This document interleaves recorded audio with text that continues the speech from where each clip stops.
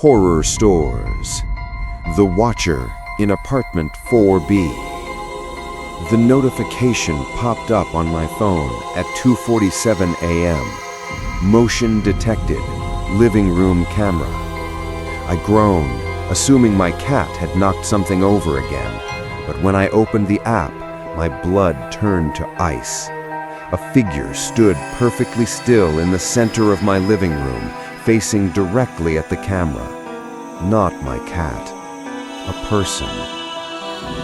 My name's David, and 3 months ago I installed security cameras throughout my apartment after a series of break-ins in my building.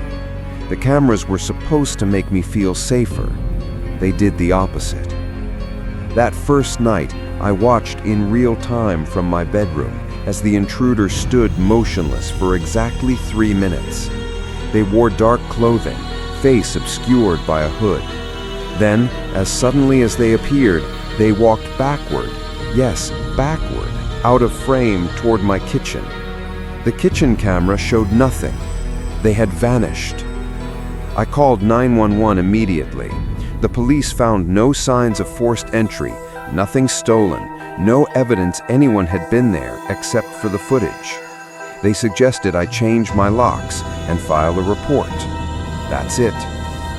The visits continued every few nights, always between 2:30 and 3 a.m. Always the same pattern. Appear in the living room, stand perfectly still facing the camera, then walk backward out of view toward my kitchen. The kitchen camera showed nothing. They had vanished. I stopped sleeping. I installed more cameras, hallway, bathroom, even one aimed at my bedroom door from inside.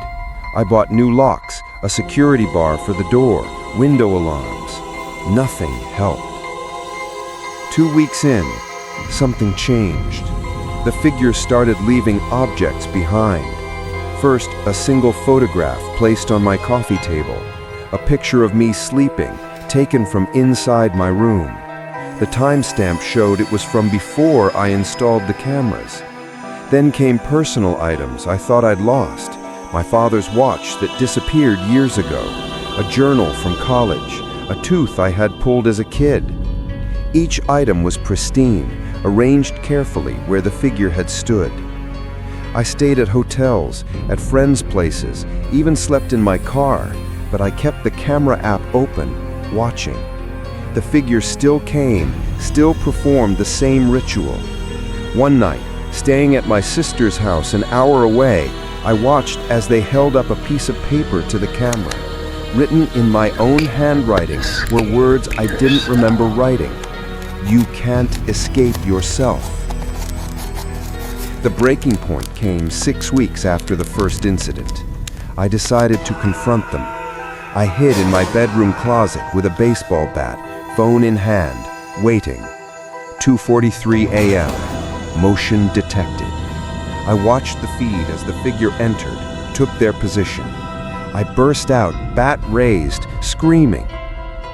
The living room was empty, but on my phone screen, the figure was still there, standing in the exact spot I now occupied. As I stared at the screen in confusion, the figure slowly reached up and pulled back their hood. It was me, but wrong.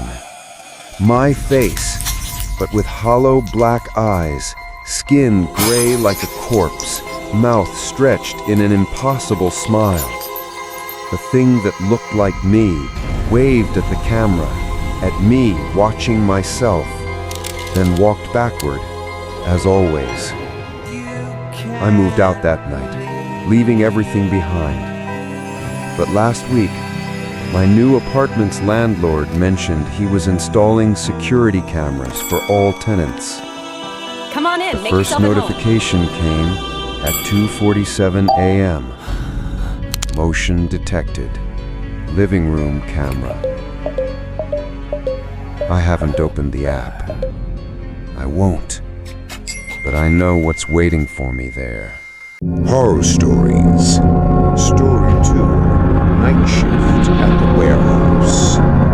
Working night security at Brennan Wholesale Distributors were supposed to be easy money.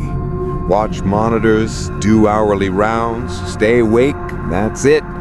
The warehouse was massive, filled with everything from electronics to furniture, all captured by 47 security cameras. I thought having that many cameras would make the job boring. I was wrong. My name's Marcus, and what I'm about to tell you happened over the course of 3 nights in October 2024, so I'll never work security again. First night started normally. I settled into the security office, a small room with walls of monitors showing every angle of the warehouse. Around 1 a.m., I noticed movement on camera 23, the back loading dock. A shadow passed quickly across the frame. I rewound the footage. Nothing. Played it again live. There was the shadow. But on the rewind, the frame was clear. I did my rounds, flashlight in hand, keys jangling. The loading dock was empty, doors secured. Back in the office, I watched camera 23 closely. At 1:47 a.m., the shadow returned, but this time it lingered. It had a vaguely human shape, but moved wrong, too fluid, like smoke given form. Then I noticed something that made my skin crawl. The timestamp on camera 23 was running backward. 2:15 a.m. became 2:14, 2:13, 2:12. I watched myself on the monitor walking backward through my earlier rounds, but I was sitting in the office. I looked at the other monitors, all showed the present except camera 23, which was now showing 11:45 p.m. On the screen, I watched myself arrive from my shift, but I wasn't alone. The shadow figure walked beside me, matching my movements perfectly. I had no memory of this. I called my supervisor, Tom, but got voicemail. I decided to disconnect camera 23, but company policy required all cameras operational. I covered the monitor with tape and tried to ignore it. The second night, more cameras started showing temporal anomalies. Camera 15 in the electronics section showed merchandise moving on its own, boxes sliding off shelves, reorganizing themselves. But when I checked in person, everything was normal.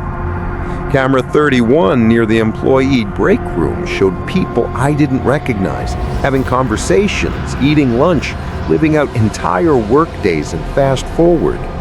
Some wore uniforms from the 1990s, based on the old company logo. At 3 a.m., all cameras, except the one in the security office, went black simultaneously.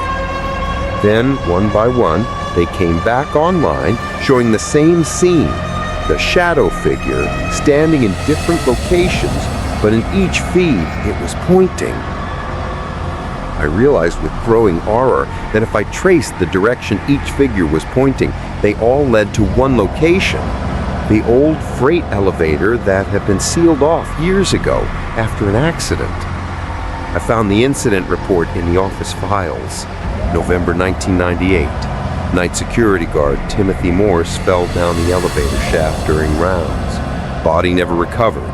The shaft was too deep, too dangerous to retrieve. They simply sealed it. Against every instinct, I went to the elevator. The seal was broken, doors slightly open.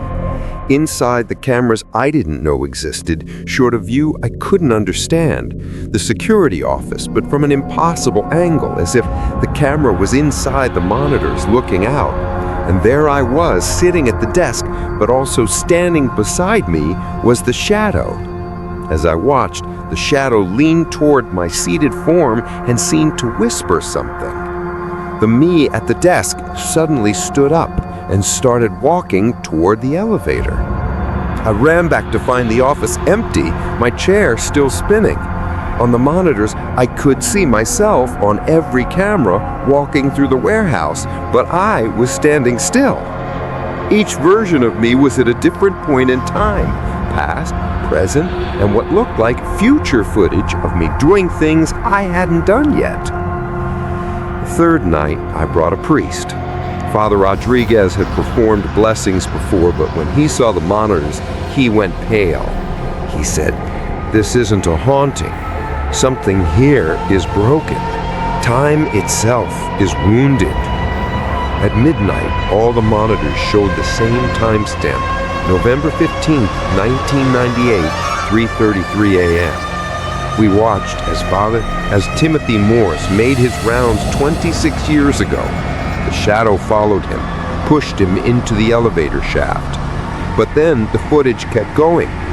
Timothy fell, but he also didn't. He existed in two states, falling forever and continuing his rounds, unaware he was dead. The monitors began cycling through every night guard who ever worked there. Dozens of them, all on different nights across decades, but all showing the same shadow following them. Some, like Timothy, were pushed to their deaths. Others simply disappeared from the footage. A few, like me, saw the truth and ran. Father Rodriguez and I tried to leave, but the doors wouldn't open. The monitors showed us trying to escape, then showed us succeeding, then showed us dying, all simultaneously. The shadow appeared in the office with us, and for the first time it spoke with Timothy's voice. He said, "I just wanted someone to find me, to know I was down there. But the more I watched through the cameras, the more I became part of them. Now we're all here, watching, waiting, trapped between seconds." The camera started showing future events. New guards arriving, experiencing the same horrors, joining the eternal watch. I saw myself in a week, a month, a year, still in that office, eyes hollow, watching monitors that showed nothing but other watchers watching. We broke the monitors, every last one, smashed them with chairs, fire extinguishers, anything we could find. Shadows screamed, flickered, and for a moment I saw Timothy, young, terrified, falling forever. And then darkness. When morning came, we were outside in the parking lot. The warehouse was condemned that day, scheduled for demolition. But last week, I drove by the empty lot where it once stood. A new building is going up, a security company. The hiring sign says they're looking for night guards. The cameras are already installed.